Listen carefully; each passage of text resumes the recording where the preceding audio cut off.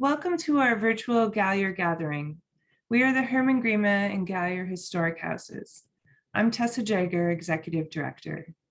For those who are new, Hermann-Grima and Gallier Historic Houses, managed by the Women's Exchange, preserves two 19th century New Orleans homes, and through their architecture, collections, and history, inspires discourse about our collective past and its relevance to our present and future. We invite you to come visit us next time you're in the French Quarter. Before we begin, I'd like to take a moment to thank Dr. Anastasia Scott for all of the hard work she put into growing this lecture series. We're happy for her continued success and wish her all the best in her new role. This event is made possible by funding from the Louisiana Endowment for the Humanities.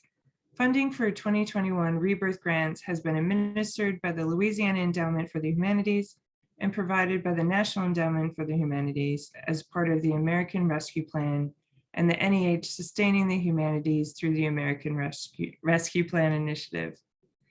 Any views, findings, conclusions, or recommendations expressed in this program do not necessarily represent those in the National Endowment for the Humanities. Tonight's lecture is Made in This City, Examining the Craftscape of Black New Orleans.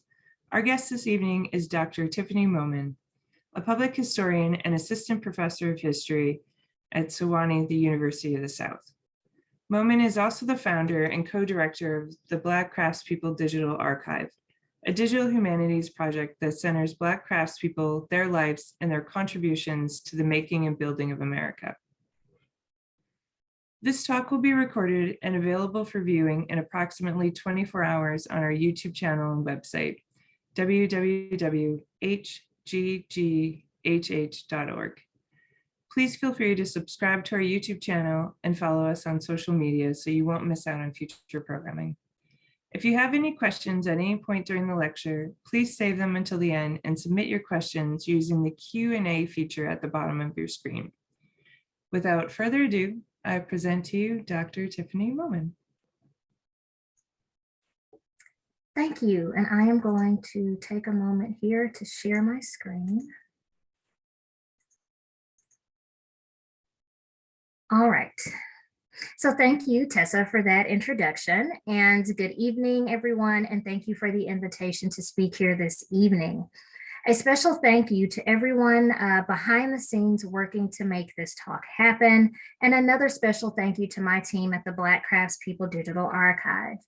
So I am delighted to be here with you all and to talk all things Black craftspeople and New Orleans and this country in general. We will even visit Charleston a little bit tonight.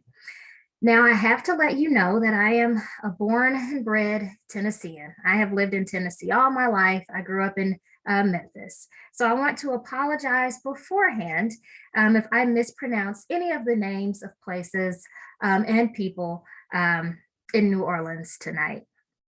So I like to keep my talks pretty casual, and I want to start with an explanation of the title of this talk and speak a bit about two people who inspired me as I was thinking about what I wanted to talk about tonight.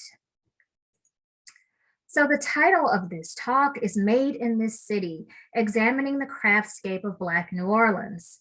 One of the people who inspired the title of this talk is a graduate student named Rena Tom that I had the pleasure of working with last fall. Rena was researching and writing a paper on Dutrell Barjon, a cabinet maker of color from New Orleans. You all have probably heard of him or seen his pieces there in local museums. During one of our brainstorming meetings, Rena mentioned that she'd found the advertisement that you see here on screen. And what stuck out most to me about the advertisement was the phrase "made in this city." So I quickly printed out the advertisement and hung it on the wall of my office, along with the other advertisements placed by Black craftspeople that also hang on my wall. And I actually spent more time than I'd like to admit just staring at it and thinking about the language used. What does it mean for an object to be, quote, made in this city? How does place affect what gets made? How does what gets made affect place? Lots of good thoughts and research questions came from considering Barjan's words here. So a big thank you to Rena for showing me this advertisement. And I do hope that she publishes her work on Barjan so that everyone has a chance to read it. Secondly, I was inspired by craft scholar and overall fascinating person, Namita Wiggers. Namita coined the word craftscape. And again, that word spun off lots of thoughts and research questions for me. So you may be asking, well, what is a craftscape? And so Namita defines the craftscape as, quote, an interconnected web of understanding that links objects with makers, histories, cultures, and the environment, and that moves us from inviting people to have a seat at the table to rethinking the table itself. For Namita, the craftscape reframes craft and explores craft work as not just commodity objects that are sold, collected, or exhibited, but as social objects that are inscribed with histories and narratives that can tell us something about the world. And so I encourage you to watch the lecture that she gave on the craftscape last fall. There's a screenshot of it on the screen here, and you can find it out on YouTube. And so I'd be remiss if I didn't thank Namita for her work and for giving me something to think about in the work that we do at the BCDA. So as I thought about Barjan's advertisement and his use of the phrase made in this city and the idea of a craftscape, it reminded me of the work that we do at the Black Craftspeople Digital Archive. Uncovering the stories of Black craftspeople is the purpose of the BCDA. BlackCraftspeople.org is currently home to records connected to the lives of 960 Black craftspeople, both men and women, both free and enslaved, involved in 45 total trades, from wheelwrights and tanners to cabinet makers and goldsmiths, who lived and labored in the 18th century South Carolina Lowcountry and 19th century Tennessee. We launched the beta or in testing version of the website on August 31st, 2020. Our phase 2 website made its debut in March of 2021. And working together as a team, we consulted with digital humanists, GIS developers, archivists, and website designers to complete what you see here. The website consists of 2 distinct areas, the digital archive and the digital map. And our digital archive contains primary source records, such as advertisements seeking the return of self-emancipated individuals and census data. Some of the information that we collect includes name, gender, trade, as well as enslaver and events associated with a craftsperson's life, such as when they self-emancipated or who previously enslaved them and where. And the digital map connects those primary sources in the digital archive to place. You can click a point on the map, which will connect you to a person, and it will also contain a link back to the digital archive for the archival entry on that person's story. And so our goals of the project are very simple. We'd like to build upon the work created by historians and scholars such as Lathan Windley, Ronald Lewis, James Newton, and Dr. W.E.B. Du Bois, and many others who called for the recognition and recording of Black contributions to craft and the decorative arts very early on. This call for recognition is not a new one, but it is the recognizing part that I felt was missing when I entered the decorative arts field years ago and began to pursue this work. When I first began to think of what would eventually become the Black Craftspeople Digital Archive, I really just wanted a one-stop shop for these stories. What I've noticed in doing this work is that there is still so much to be discovered and so much more work to be done. On screen are the principles of the BCDA. What we knew from the beginning was that many museums do not do this kind of work and have not put forth the effort to fully understand the Black creators behind the objects that we all love. Museums significantly undercount Black craftspeople by not addressing the realities of Black life during this country's tumultuous history. This negligence drives the BCDA and pushes us forward. And in doing this work, we are guided by the 5 principles you see here on screen. Principle 1 is to recognize, honor, and celebrate the contributions of Black craftspeople to the diaspora. Principle 2 is to educate the public and facilitate conversations on the lives and experiences of Black craftspeople. Principle 3 is to connect Black craftspeople to place and the power of place. Principle 4 is to build community with the public and with contemporary Black craftspeople.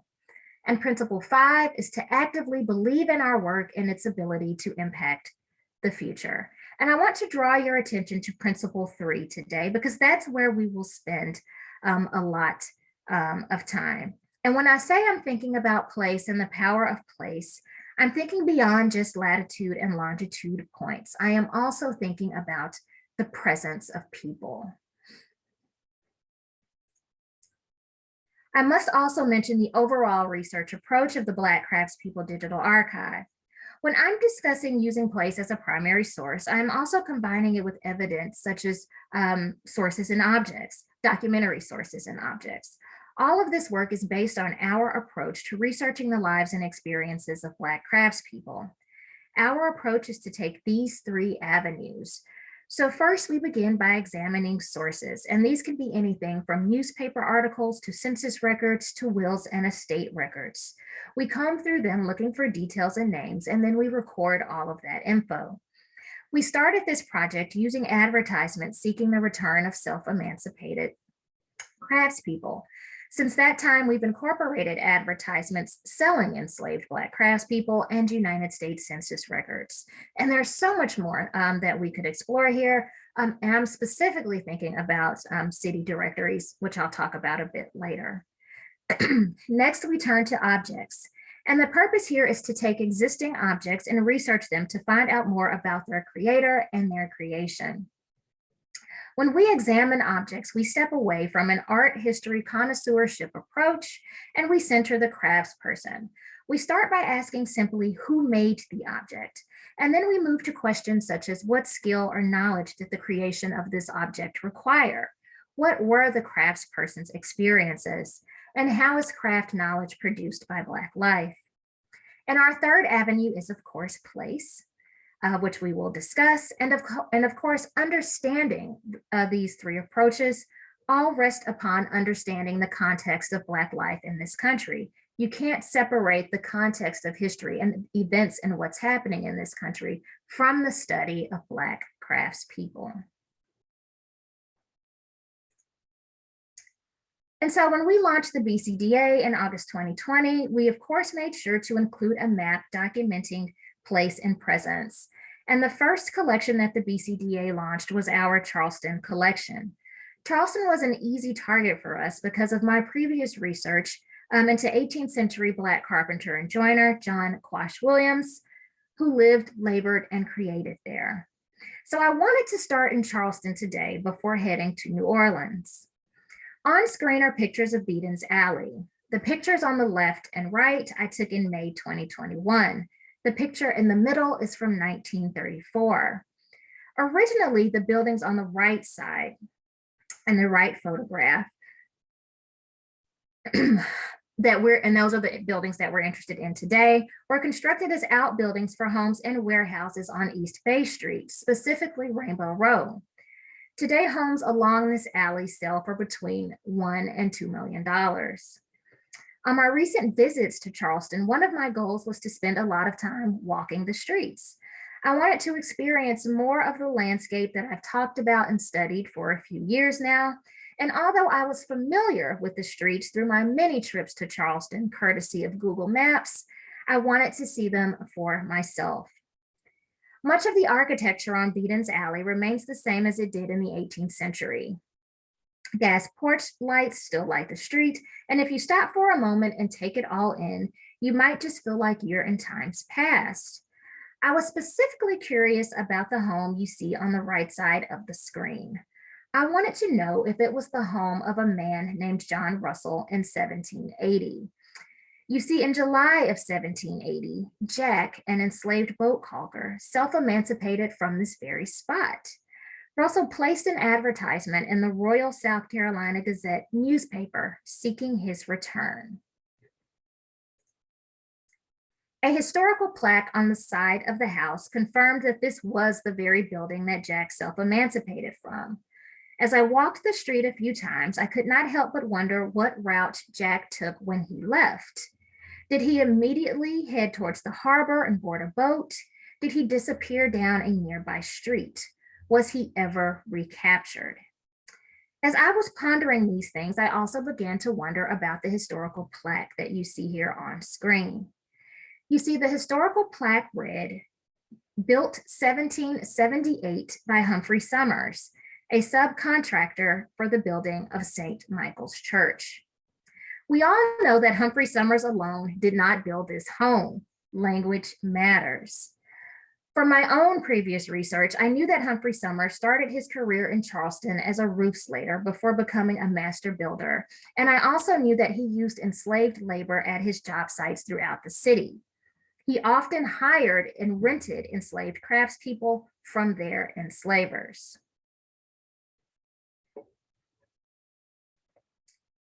Now, of course, I'm feeling a bit like I've hit the research jackpot. I went to this location specifically looking for a site associated with Jack, and then I was able to quickly and easily uncover another story of Black craft at the site because of the enslaved labor used by Humphrey Summers on that building. But what also struck me is that no one else knows this. No one knows this story. I began to think of when was the last time that anyone had ever even thought of Jack? Had anyone thought of him in the last 100 years? Had there been any genealogy connecting him to a present day family? Had anyone researched enslaved boat caulkers in Charleston? Had anyone done any research on the enslaved folks who lived in this alley or the neighboring streets? Heritage tourism is the backbone of Charleston's economy. Tourists come from all around to take pictures in front of the old buildings, to tour plantation mansions, to look at pretty things, and to take horse-drawn carriage tours down some of the city's most scenic streets. If you're ever standing on the street in Charleston when a carriage tour passes by, you'll be bombarded with facts, some true and most not. Tour guides rattle off stories of plantation mansions, the Old South, the Civil War, etc. But I certainly have no interest in these Gone with the Wind-esque fairy tales. I am more interested in the truth and connecting that truth to the lives and experiences of Black craftspeople. Tours such as these should tell these stories. Returning to Jack, we know that he was a caulker. He would have labored down at the harbor caulking the seams of boats.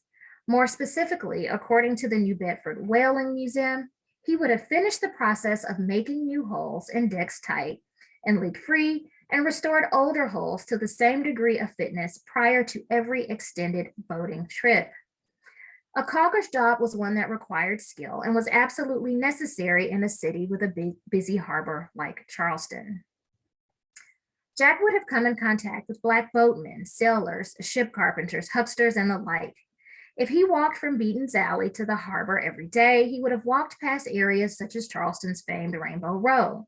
And yes, a few of those buildings were there during Jack's lifetime, although they were not painted in such vibrant colors. But most importantly, Jack would have seen the arrival of enslaved Africans.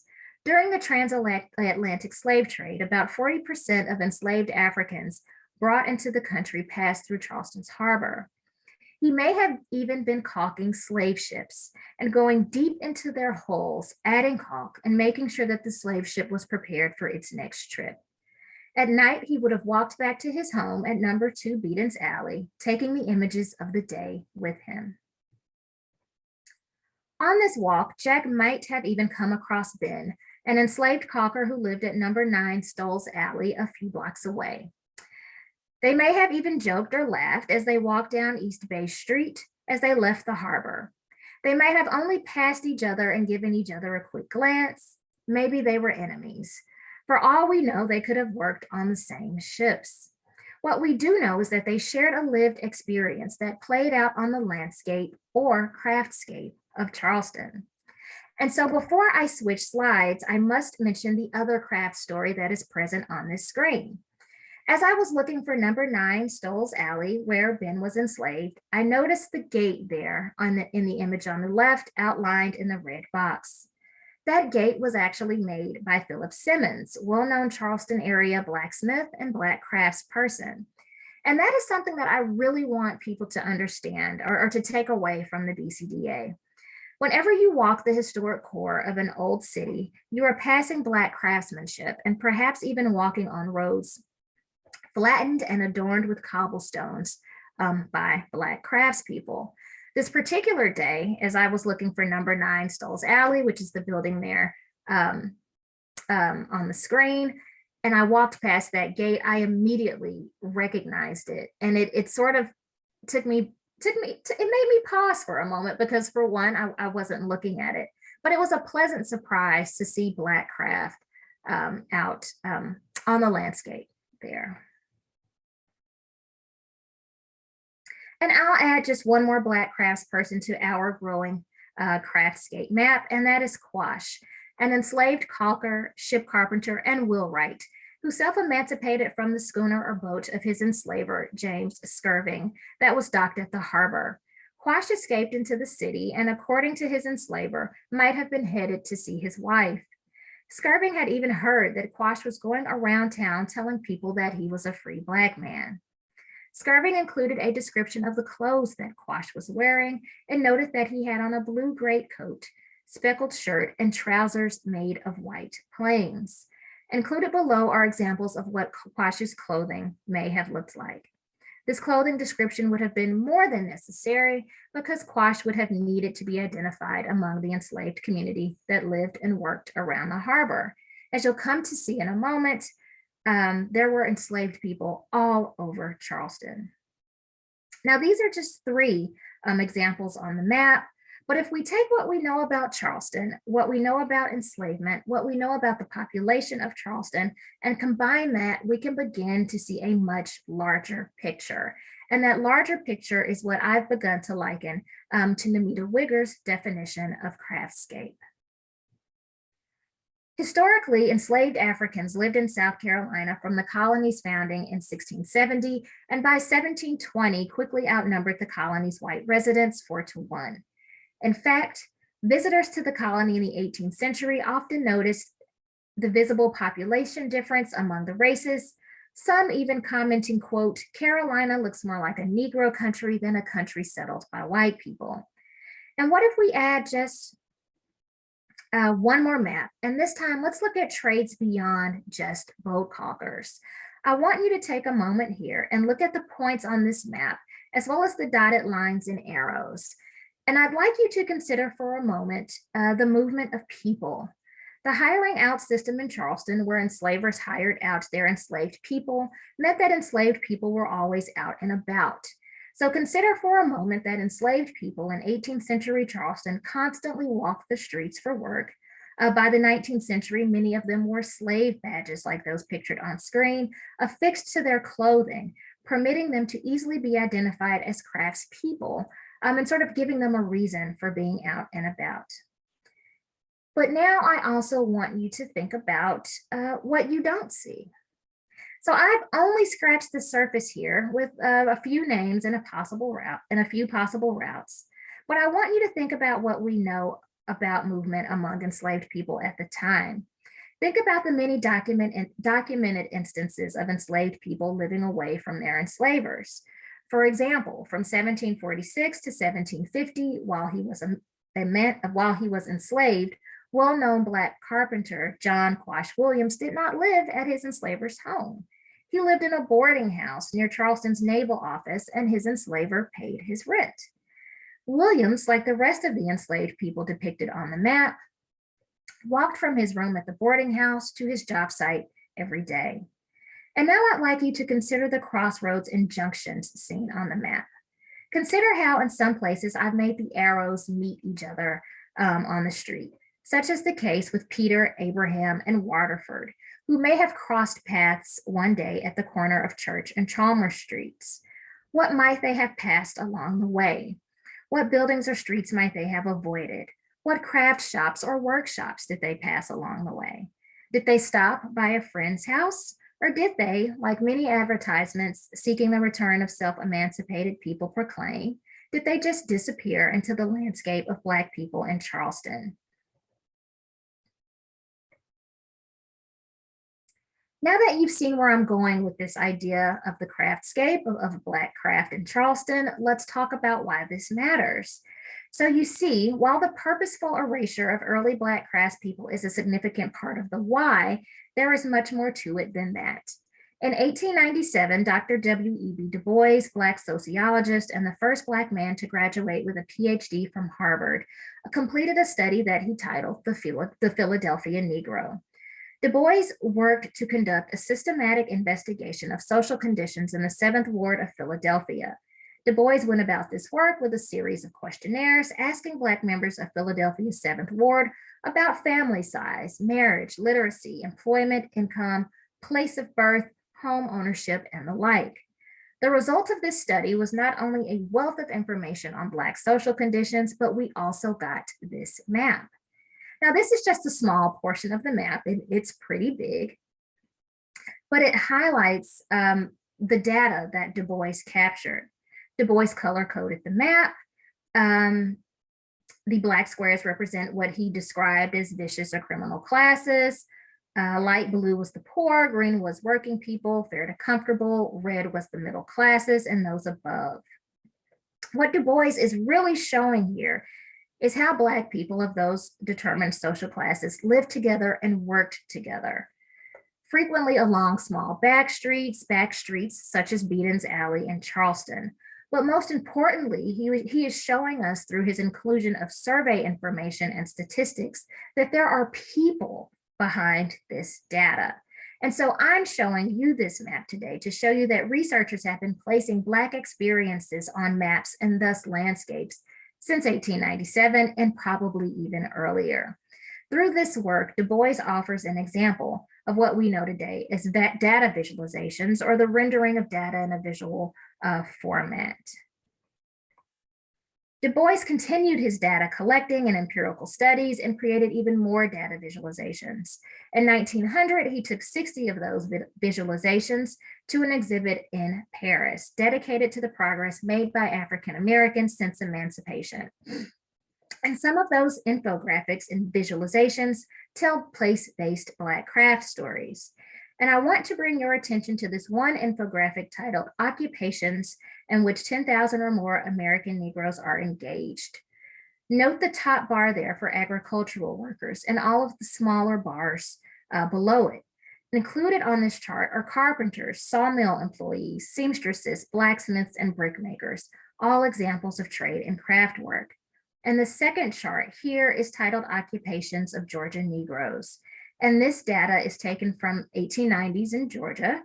But of note are the trades and crafts listed here, included carpenters and joiners, saw and planing mill employees, wood choppers, blacksmiths and wheelwrights, brick masons, brick makers and potters, painters, glazers, varnishers, boot and shoemakers, and others.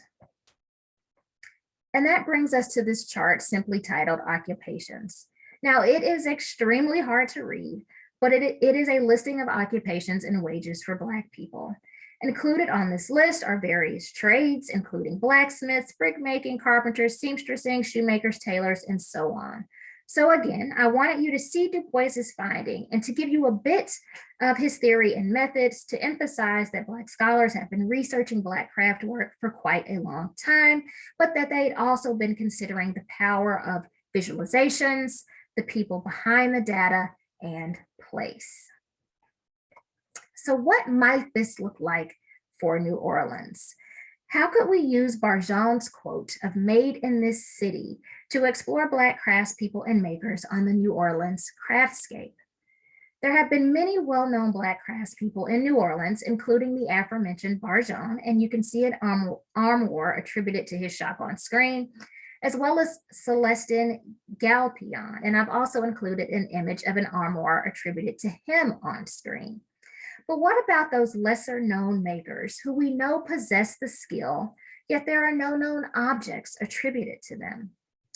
What we know about New Orleans for people like Barjon and Glapion, both of who were members of both who were part of the Free People of Color community, is that life for them in New Orleans was unlike life for many of their contemporaries in other places. For example, between 1810 and 1840, there are more free Black craftspeople and business owners in New Orleans than in any other American city. During this time period, New Orleans is also experiencing rapid growth. The demand for goods, quote, made in this city is high. Cabinet makers like Barjan owned their own shops and often trained apprentices of color for the craft, thus creating more skilled Black craftspeople who created objects.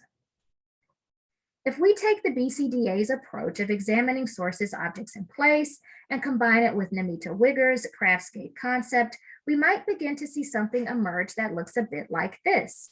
So take, for example, Julian, an enslaved carpenter. The July 30th, 1822 edition of the Louisiana State Gazette newspaper included a runaway advertisement posted by Summerell and Foray, seeking the return of Julian, an enslaved carpenter who self-emancipated from their distillery on July 14th. Summerall and Foray note in the advertisement that Julian self-emancipated with his tools, clothes, and a blanket. They suspected that he might attempt to board a steamboat or other vessel. In doing the work that we do at the BCDA, when we examine these advertisements, I always get a bit excited when I see that a self-emancipated craftsperson took their tools with them, because that's an indicator that they intend to continue working once they get to where they are going. It's also an indicator as to how they identify themselves. So on the screen, I've also included an 1829 map of New Orleans. Outlined in the red box is the, and I'm probably going to butcher this word, so I apologize, is the Faubourg Clouet, which is currently known as the Bywater neighborhood, the suburb of New Orleans at the time where Julian was enslaved and where he self-emancipated from. Subsequent research revealed more information on the distillery of Summerall and Ferrier, located in Faubourg Clouet or the Bywater. Eugene Summerall and Louis Foray operated a distillery there beginning in the 1820s off of Chartres Street. A few other distilleries were also found in the area, including the William Watson and Company distillery. Watson used the forced labor of 8 enslaved individuals in his distillery operations. From this research, we might be able to put together a distillery craftscape, noting the contributions of enslaved craftspeople in that work. Furthering this thought, if we use Wigger's methods of linking objects with makers, histories, cultures, and the environment, a fuller picture of what is happening in New Orleans distilleries at this time begins to emerge. And here's a closer look at the Faubourg Clouet or Bywater neighborhood. And here I've underlined Chartres Street there through the neighborhood to give you an idea of where Julian self-emancipated from. To give you an idea also of what was around him as he experienced New Orleans. And I'm sure many of these streets are familiar to all of you here tonight. So let's take a look at another example. On screen is a runaway advertisement seeking the return of Sam, an enslaved carpenter. Enslaver Joseph Stinson of 294 Magazine Street noted that Sam was a carpenter and that he wanted Sam to return to his shop. At the time of the advertisement, in November, Sam had been self-emancipated since August. The 1850 census lists Joseph Stinson as a builder in the construction industry.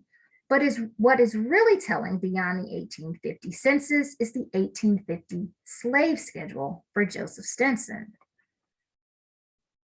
So the 1850 slave schedule pictured on screen reveals that Joseph Stinson enslaved 8 males between the age of 19 and 30 and 5 females between the ages of 40 and 1 years old. So there's a lot happening here. By examining the slave schedule, we can get a better understanding of what life might have been like for Sam, who he might have interacted with. Unfortunately, slave schedules do not list the name of enslaved people unless they are over 100 years old.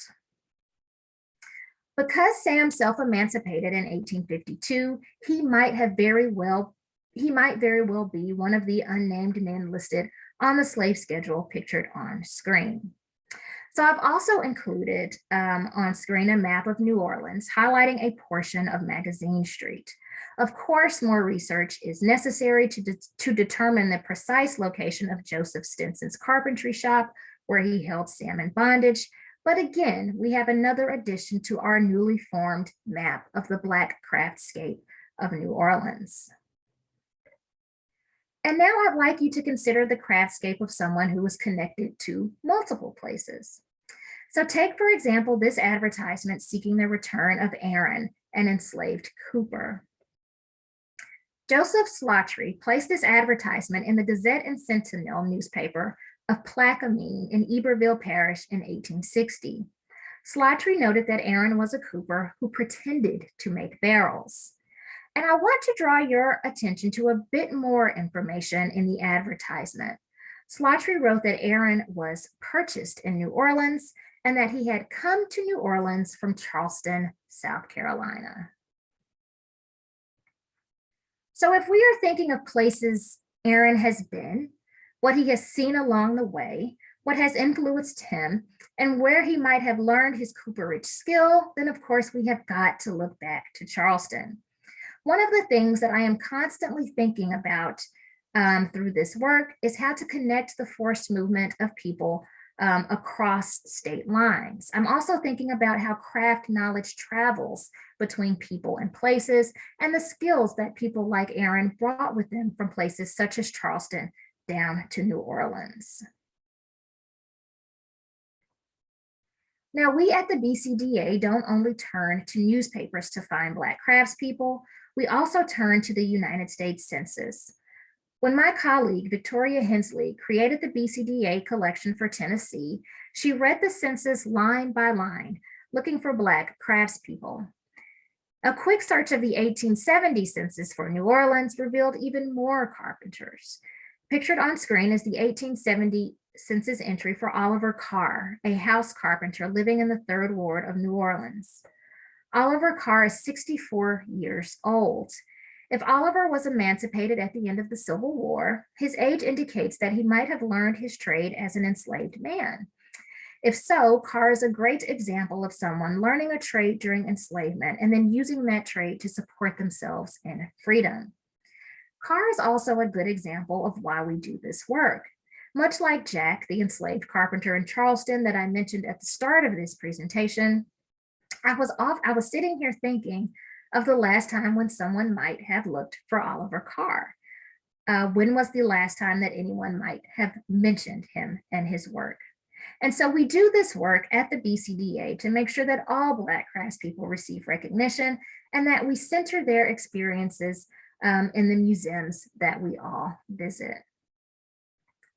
And a cruise through the census revealed other Black craftspeople just a few doors down from Oliver Carr, such as Samuel Evans, pictured at the top of the screen, a 52-year-old cooper. And a few doors down from Samuel Evans was Gilbert Walker, a 53-year-old house carpenter living with his family. And then a few doors down from Gilbert Walker was the home of Alec White, a 39-year-old blacksmith. So you see, when we read the census, these stories come up quickly. People's names come up quickly. And additionally, if you've never looked or researched using the census, there is a wealth of information there that allows us to place people on the landscape as well as to understand more about their lives and experiences. And as I've mentioned, this project is all about centering Black craftspeople. When we examine objects, we ask ourselves some of the questions pictured on screen. We start out, of course, by asking who made the object. In this instance, we know that, for example, the quilt that's pictured on screen is held in the collections of the Tennessee State Museum, and it was made by a Black woman named Harriet Manise Falls. So we know that she created the object, but we then continue with a series of questions to flesh out the craftsperson's life. I mentioned that when we examine objects, we step away from the traditional art history way of doing this work, and we think beyond connoisseurship. And one of my favorite questions here on screen is, how is craft knowledge produced by Black life? And here I am specifically thinking about what bits of craft knowledge were passed from craftsperson to craftsperson. what was learned on the job that they might have passed down. And now that I've told you all about the structure of the BCDA, our approaches to research through objects, places, and sources, and discussed research in Charleston and New Orleans in conjunction to the Craftscape, I want to take a moment and speak about the why of it all. Why the Black Craftspeople Digital Archive? The answer to the why lies in my experiences as a researcher, a student, a professor, and a Black woman. I never quite liked the way that the decorative arts either did or did not discuss Black craftspeople. Other large, well-known decorative arts archives and research centers with this type of data were not looking at the data the way that we do. One of those research centers boasts of having about 95,000 known craftspeople, but of that 95,000, only about 3,000 or 3.5% are Black. I wanted a resource to use that moved beyond the traditional archival collections of craftspeople and just the endless collection and cataloging of names. I wanted to better visualize the data. I wanted to ask more questions, interpret the data, and I wanted to see these Black craftspeople. And I found that one of the best ways for me to see them was through place. And I wanted to facilitate discussions on movement, hence the creation of maps. And I found that there was just so much more to the story. And we're only beginning in this work. So what's next for the BCDA? We were recently awarded a $100,000 prize from the Decorative Arts Trust to expand and continue this work. This prize honors projects in the decorative arts that showcase excellence and innovation. And we're going to use this prize to upgrade the existing website. I should mention here that the website that you see today was self-funded. It was definitely a labor of love in those early days. So we're going to use this new prize to upgrade the website, to upgrade the map, and to add an object database. So here on screen, I am showing you the back end of our soon to come new website that is going to incorporate objects. So the digital archive will expand to include primary sources, place, and associated objects. And additionally, we'll be able to show the relationships between Black craftspeople. And that is one of the things that I am most excited about in this work. For example, we see that a lot of Black craftspeople self-emancipated together. So now our new website will allow us to link them and to show those relationships. You'll also be able to see things such as how many Black craftspeople a specific enslaver held in bondage. We are also going to add brief bios of Black craftspeople to the website in our People and Places initiative. We will take some of the stories that we share weekly on our Instagram account, as well as news stories, and tell stories of little known makers. You will also get to hear about people like the McCadden brothers of Covington, Tennessee, and the buildings and homes they built for Covington's Black community. And the picture in the bottom right is of the Canaan Missionary Baptist Church, and that's an example of the work of the McCadden brothers. I believe it's the only extant building connected to their work, because one of the last homes associated with their work was recently demolished. You'll also get to read stories about the Parkey family of East Tennessee, a family of enslaved and later free blacksmiths. And that's a photo of their still extant blacksmith shop on the right side of the screen. And we also know more about the glass makers in the photo on the top left, thanks to glass maker and scholar Michael Hatch. And we are just waiting to share that information with you all. So going forward, one of the questions that we are often asked is if we're going to go beyond South Carolina and Tennessee, and the answer is yes. Here are some of our target areas going forward. You can see here that we have ongoing research in Maryland, Virginia, and New York. And I want to take just a moment and speak about the New York collection and the students there at the Cooperstown MA program, David and Kate, who built a very nice collection for us that we cannot wait to launch when we launch the new website here soon.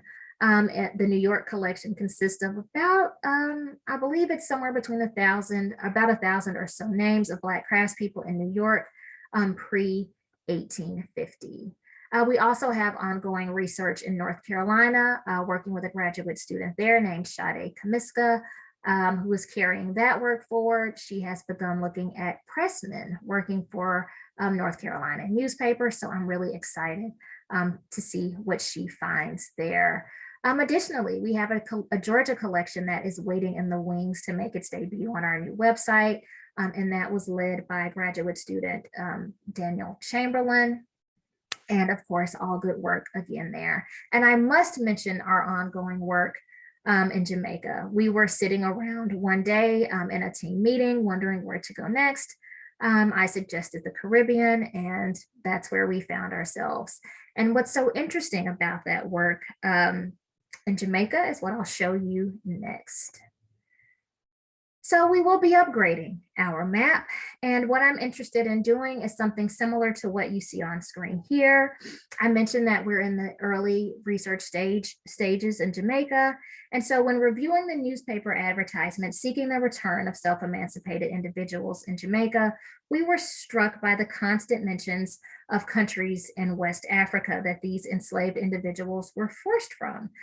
For example, many advertisements in the Royal Jamaica Gazette newspaper mentioned phrases such as the Coromantee country.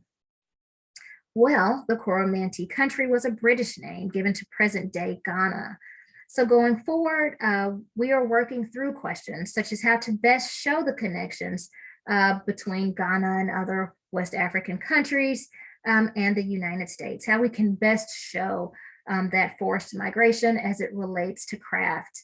And even so, as I begin to work through these new ideas I'm thinking about in regards to the Craftscape, I'm also thinking about ways to sort of think about that story, that Atlantic world story that's happening here as an expanded version of that Craftscape. We are also considering ways to layer space, time, and history here as well. And you might be wondering about the red line and arrow leaving the United States and arriving in Jamaica. We've uncovered a great deal of US-born enslaved craftspeople who were forced to migrate from the States down to Jamaica. We hope to map their stories in the same way. And so we're currently testing how to best do this and how to use this map to tell that Atlantic world story about Black craftspeople. And of course, I need to give my team a big shout out. I would not be here tonight with you all if it wasn't for the wonderful efforts of my team. And before I close, I had to come back to New Orleans. And so when I was reading historic New Orleans newspapers to prepare for this talk, I came across several advertisements, such as this one, advertising the sale of a plantation including enslaved people. I've highlighted the names in this advertisement of Black craftspeople, including Celestin, a carpenter and millwright, Samba Pule, a woodcutter, and Francis, a carpenter and millwright. And I want to mention them here to reiterate the fact that there is so much more that we do not know about Black craftspeople in this country, and that there are so many more stories to uncover and share. And I want to leave you all tonight with a call to action. Come join us in this work. You can submit information on Black craftspeople directly through our website by clicking the contribute button.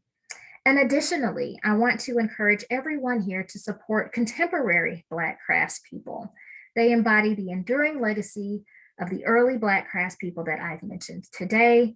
They continue those traditions, and we must support their endeavors. Thank you so much.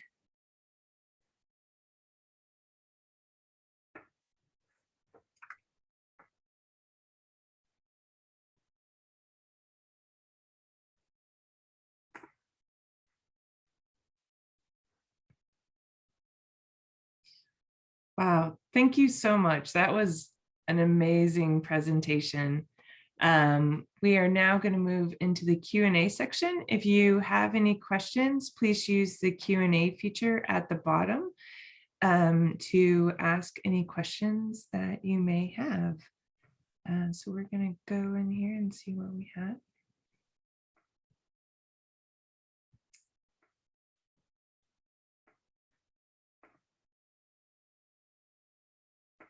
Have you been to Whitney Plantation on River Road in Louisiana? I have not yet. I know all about their work. I think it's amazing work that's being done there. But no, I have not visited personally. I'm wondering about what you might know about female craftspeople. Sure. So one of the things that we uncovered when we were doing this work is that by using our original source base of advertisements seeking the return of self-emancipated people, we quickly noticed that women don't show up as frequently as men. So to remedy that, one of the things that we turned to, of course, were private papers. We also began to look for mentions of women in those private papers. In many times you find women, Black women craftspeople in sewing trades, right? So dressmakers, seamstresses, net makers, things of that nature. Recently, though, that craftspeople research in Charleston has uncovered female brick makers. So I'm excited to tell that story because it's just not one that we see very often. When we move into the later period, and I'm specifically thinking about Tennessee and looking at the 1870 census in Tennessee, again, it's revealed much of the same as our research has in Charleston. Women being involved in those, primarily in those sewing trades. In Tennessee, I have recently, just this week, because I was thinking about this because I was asked a similar question last week, but I found a woman chair maker. And so she's the very first that I've ever found in that trade. So I'm excited to tell that story. But so yeah, that research is ongoing. And again, folks can contribute to the database. And when you make a contribution to the database of your research, it's fully attributed to you. Amazing, great. For Louisiana, will research include French and Spanish language newspapers and colonial records? I think it has to, right? So when I was reading newspapers to prepare for this and sort of looking for different people, sort of fleshing out different stories that I might tell tonight, I often came across newspapers, one in English and one in French, of the same story, same advertisements, etc. So I think you have to, because that again speaks to the culture there, right? And that is such a big part of the story of what's happening in New Orleans. Great. And that question comes from Heather at Historic New Orleans Collection. So she has offered their assistance when you're ready. That'd be great.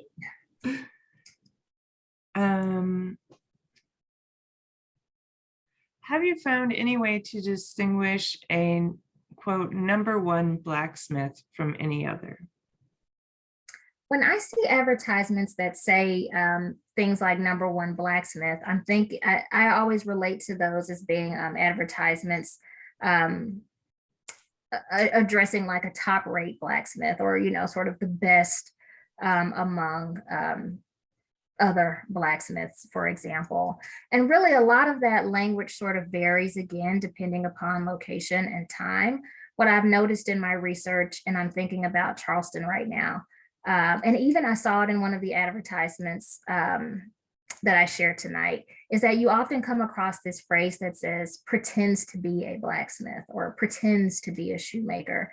And so I'm always wondering, well, what exactly does that mean? Are they sort of referring to someone who may not be well versed in the trade, someone who's still learning the trade? You'll also see phrases used to describe workers. Of course, we all know the word apprentice appears often, it's to sort of signify someone that's in training. So yeah, when I see #1 anything, #1 in their trade, I tend to think of it as the best of the best. Great. I noticed Mississippi is not on your map for future research of Black craftspeople. That's where most of my discovered ancestors are from. There had to be some there. Why is that state omitted? Is it very difficult to find any evidence there? Oh, no, it's just omitted because we sort of take a state by state approach according to where we can find help with that research. And so, yes, we definitely have it on our long-term plan to expand to more states than the ones that were featured on screen, for sure. My family is from Mississippi, so I have to include Mississippi in this project. So this kind of tags along with that. Can you please do research in Maryland?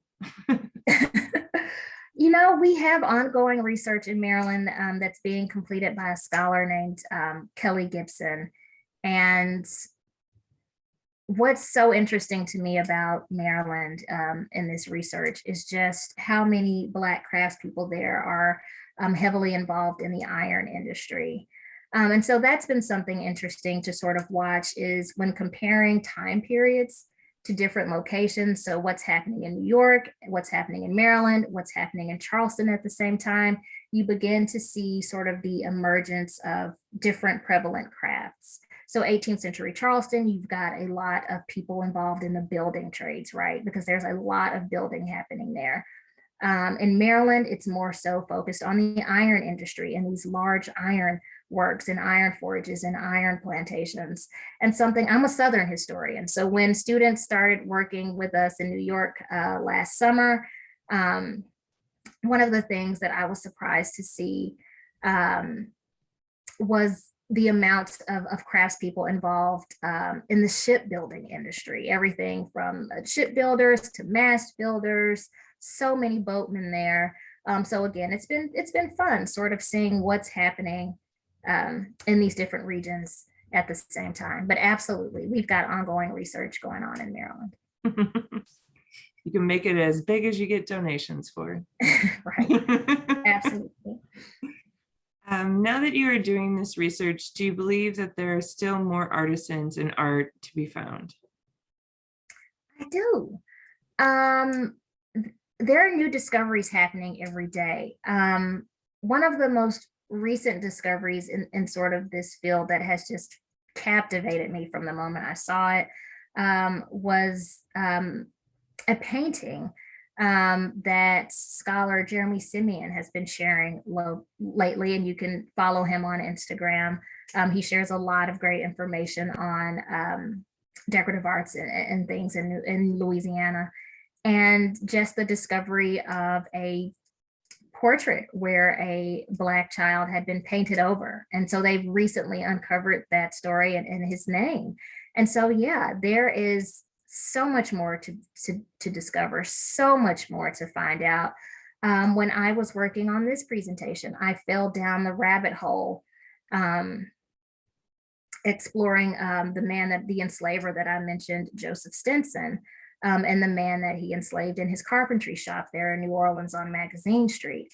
Because I discovered in that research that Joseph Stinson was originally born in New Jersey. And so I began sort of thinking about moving from a state like New Jersey to Louisiana, sort of fully jumping into becoming an enslaver, what that meant for enslaved people, what were the motivations of the enslaver, what working in that shop was like. So there's so much more to discover. Sometimes it feels a bit overwhelming, but I like the stories and I like the work. So, do you see tailors in your research?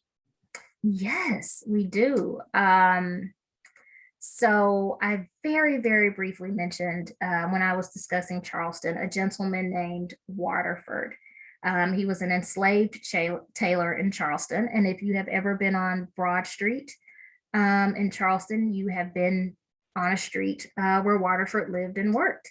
But what happens to Waterford is he is working for he's being forced to labor in a tailor shop for an enslaver whose name I can't remember right at this moment. But what I discovered was Waterford isn't the only tailor self-emancipating from that shop. It is something that is happening constantly. And so I, again, began wondering about what are the conditions in that shop? Why does that, what's happening there that so many Black craftspeople self-emancipated from that one particular shop over a 10-year period. So again, you're thinking about folks' experiences, lived experiences. Was there some sort of, I don't know, craziness happening in that shop? I mean, being enslaved is crazy enough, right? Yeah, so there's a lot happening there. But yeah, we see tailors often. Oh, that's so interesting. This question comes from John Hankins, who we all love at Hermann-Grima and Gallier Historic Houses. He is the founder of the Master Crafts Guild here in New Orleans. Have you identified Black craftspeople who have innovated craft design, techniques, inventions? I would say a great example of that would be Richard Pointer out of Williamson County, Tennessee. And Pointer is a chair maker. And you can find his chairs at museums all across the country. There are some here at the Tennessee State Museum in Nashville. I believe there's some at the Museum of Early Southern Decorative Arts. There's a chair in the art galleries at Yale. But when I'm thinking about innovative techniques, so Pointer is born enslaved. He later purchases his freedom from his enslaver. He sets up the first horse-powered chair factory here in Williamson County, Tennessee. And his chairs were thought to be innovative because they were so hard to break. So there is a scholar who studies Pointer extensively. His name is Rick Warwick. And Rick Warwick has tried to break Pointer chairs and cannot get them to break. And I have heard that it has something to do with the wood that he used, the construction technique that he used, et cetera, et cetera. But I would say for sure, look up anything on Richard Pointer of Williamson County, Tennessee, and you can read about the strength and the innovative creation process behind those chairs. Oh, wow, that sounds amazing. Are you able to talk about people who self-emancipated by producing and selling their work? Sure. So I see that often in Charleston. So what happens is that in Charleston, folks self-emancipate. I mentioned that a lot of times people self-emancipate with their tools. And so what we often see in newspapers in Charleston is that these folks self-emancipate and they're working in the city. They're taking on odd jobs to the point where their enslavers are putting advertisements in the paper and saying things like, I know that this enslaved person that I'm looking for has been spotted about the city. I know that there are people here in the city hiring him. Please don't hire him. And, things like that. So you see it quite often. One of the things that self-emancipating with tools allowed people to do was that often it was thought that if you saw a Black person carrying their tools, that they might be a free person of color. So it sort of gave them a bit of cover as they were sort of self-emancipating and moving about that world. This next question kind of ties into a question that I had as well. One of the slides showed what appeared to be badges. I was struck by one that said Fritterer. Any enlightenment on them? And then the question that I had that ties in with that about the badges is I noticed that there was a year or what appeared to be a year stamped on them. So I was wondering if you knew anything about that as well, if they produce them every year or it's when the badges were originally produced. Absolutely. So they produced, you had to get a new badge every year. And historian Harlan Green has written extensively on slave badges in Charleston. So the way that the system worked was that your Enslaver would pay a fee, and the enslaved person would get a slave badge that they had to constantly wear on their clothing. And then that number, so there's a year as well as a number on the badge. And that number on the badge, of course, corresponds to a ledger that has a name and identifying information on it. Unfortunately, none of those ledgers still exist. But we do have those badges, and the badges that I showed on screen are in the collection of the Charleston Museum. So yeah, each enslaved craftsperson wore one of those badges that corresponded to their trade, and they say everything from fruiterer, which was someone who sold fruit, to mechanic, to servant, to carpenter, and other trades such as that. And something I often think about in terms of slave badges is who's making them, right? Because often in Charleston, you see that these slave badges are coming out of shops where there are enslaved laborers in those shops. So you have enslaved laborers making slave badges for other enslaved people to wear.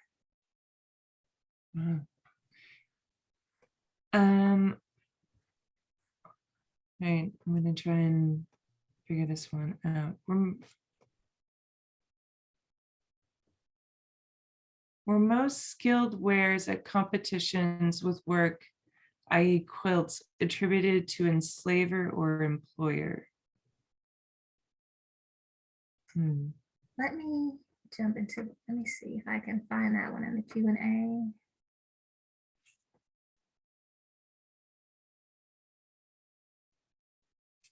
Apologies to Cassandra. We're trying to answer this one. Okay, I see it here. Most of the time, in that type of situation, if we're thinking about an enslaver versus an enslaved person being credited for their work, most of the time it's going to be attributed to the enslaver. And you see that often. And it's one of the things that I am also sort of working to get people to sort of understand, is that no one works alone. So often in the decorative arts, you'll see I don't know, a desk, for example, or a quilt in this example, right?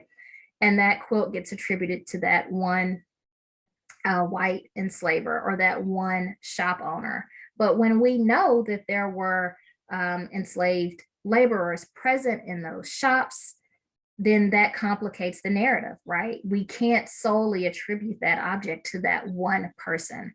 That object then needs to become an object of that shop, right? So yeah, often what I've seen, and often what a lot of decorative arts museums in particular are doing right now, is sort of changing that phrasing to attribute their objects to the shop instead of just to the enslaver. I'm hoping the New Orleans Center for Creative Arts might add a division of restoration crafts. Can you help? Send me an email. It's my first and last name at Gmail. All right, let's see what we have here.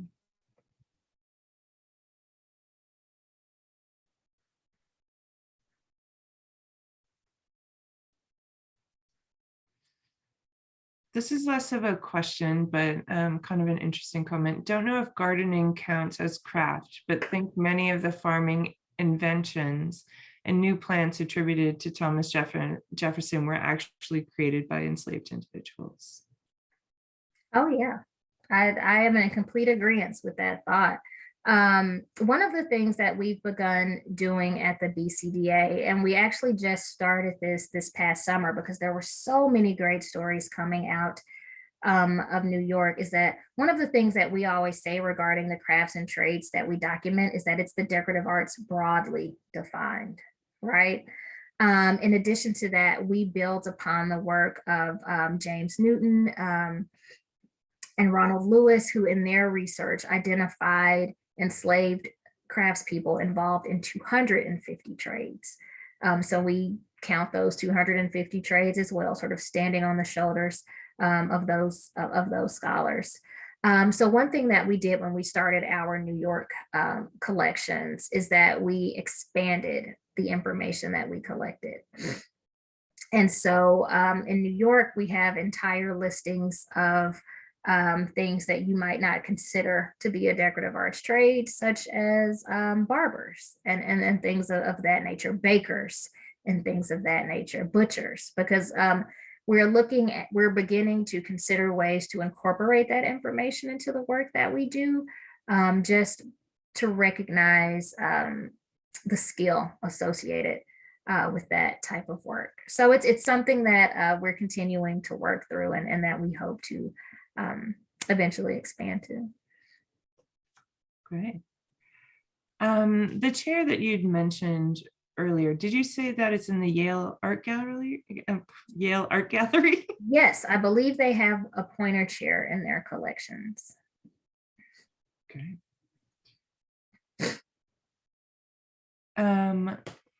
What can be done to give credit to the real inventors? I think it's, through work like this, by asking the right questions of the museums that we all visit, by being vocal about the research that we're conducting, that folks like you all are conducting, and just working in a concentrated effort to make sure that people get their recognition that is due. I really think, and it goes back to everything, coming to talks like this, showing support. I think all of those efforts combined can help us get to where we need to be in the field. Okay. Let's see.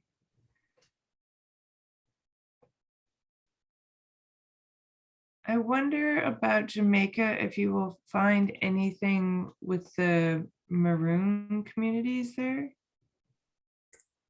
So I have not looked into maroon communities in Jamaica, but I have looked into maroon communities in the United States. And I'm specifically thinking about maroon communities in the Great Dismal Swamp.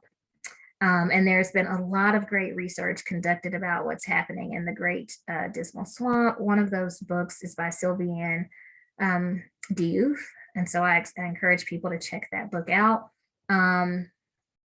But yeah, there have been, in sort of reading about the Great Dismal Swamp and thinking about it as we are building a North Carolina collection right now, one of the things that we've discovered, or one of the things that has emerged, is how much craft work is coming out of the swamp. How many people there are supporting themselves by building things, selling them, and then going back to their maroon communities. So it's so fascinating to me what's happening there and what other scholars have uncovered in that line of research. You touched on this a bit in your presentation, but can you talk a little bit about how you find craftspeople for these areas, the records that you use? So I always start off reading the newspaper. And one of the reasons that I start with newspapers is to get a feel for the language, the words that are being used to describe this type of work, because it changes depending upon time and depending upon region. So definitely I start with historic newspapers. I read them to see how people are discussing craft. If they've been digitized, I search by keyword, all of that sort of thing to find people. But as we are collecting names from these historic newspapers, we sort of move through it very systematically. For example, we have spreadsheets upon spreadsheets where we have to document every source that we've looked at in this work, because when you have multiple hands doing research, you don't want to sort of step on anyone's toes. You don't want to repeat the same processes that someone else is. You don't want to examine the same sources someone else has already done. So we move very methodically through these papers, noting search terms that we used, noting what date ranges that we read, all of that sort of thing. And it's the same thing for census work, opening up census records. I can tell you that when my colleague Victoria Hensley built the Tennessee collection, she started on the first page of Nashville Ward 1 and just worked her way through all of the wards, page by page, paying attention to occupation and race. So it's a lot. I'll admit it, it's a lot, but it's such fun, meaningful work, because often when we find something interesting, something new that stands out, we're immediately on the phone, sending each other messages and saying, hey, take a look at this, et cetera, et cetera. So. Great. Someone had taken a tour of a plantation on River Road, and during the tour video, the architecture and building of it was credited to enslaved craftsmen. They noted that all of the joists and joints were made of wood and no metal nails or fastenings. These were still intact to this day. Have you heard about this? Not about that particular plantation, but you see that a lot. And it's one of the things that I'm always encouraging people to do when they go to historic house museums or when they're walking through the historic core of cities in our country, is just to think about who was there before you, who might have made that, particularly in a city like New Orleans and in cities like Charleston, these very old histories. Just thinking about how you got the built environment that you have today, and thinking about how many hands played a part in making the things that we enjoy today. Great, thank you so much. This has been an amazing presentation. We really appreciate your time and all the knowledge you've shared with us. I wanted to point out the background behind me. Someone had asked about it earlier. That's a photo of Gallier House. And the ironwork is actually part of what inspired us to create an exhibition called Artistry in Iron, Blacksmiths of New Orleans. It's available online on our website. John Hankins, who asked the question earlier, was one of the advisors on that. And one of the things that I really loved about this exhibition is it made me start looking at the ironwork of New Orleans in a very different way. Started noticing African symbols hidden all throughout the city. It really helps you connect with your environment in a very special way. So thank you again, Dr. Moomin. Next month's Gallier Gathering will be an in-person event with Mr. Joseph McGill, Jr., the founder of the Slave Dwelling Project and a history consultant for Magnolia Plantation in Charleston, South Carolina. By arranging for people to sleep in extant slave dwellings, the Slave Dwelling Project has brought much needed attention to these often neglected structures that are vitally important to the American built environment. You can register through our website, www.hggh.org, or through Eventbrite. Dr. Moomin, do you want to say anything before we go? Sure. I would encourage everyone to go out to the BCDA website, blackcraftspeople.org, send us an email, contribute, join the movement. I mentioned that we don't like to work alone, so please feel free to send any collaborations, any ideas, any tips our way. We'll be happy to have them. Great. Thank you so much. Thank you to everyone for attending, and have a great evening.